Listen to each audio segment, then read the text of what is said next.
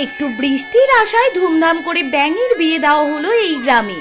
খাওয়া দাওয়ার মেনুতে ছিল বিরিয়ানি। আজকে ব্যাঙের বিয়ে উপলক্ষে এই বিরিয়ানির আয়োজন করা হয়েছে। প্রখর যে রৌদ্র পড়েছে এবং যা তাপমাত্রা বেড়েছে তাতে আমাদের মনে হয়েছে যে একমাত্র ব্যাঙের বিয়ে দিলে এই বৃষ্টি হতে পারে। তাহলে কি এবার বৃষ্টি নামবে? প্রচন্ড এই গরমের হাত থেকে কি তাহলে মুক্তি পেতে চলেছি আমরা সকলে?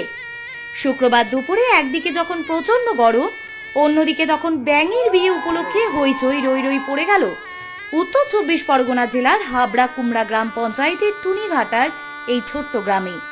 প্রাচীন প্রথা অনুযায়ী ব্যাঙের বিয়ে দিলেই বৃষ্টি হবে, এই বিশ্বাস নিয়ে এদিন ব্যাঙের বিয়ের আয়োজন করেন টুনিঘাটার 1 টাকার পাঠশালার ছোট ছোট পড়ুয়ারা, সঙ্গে ছিলেন বড়রাও। ব্যাঙের বিয়ে উপলক্ষে তৈরি করা হয় ছাদনাতলা। কি ছিল না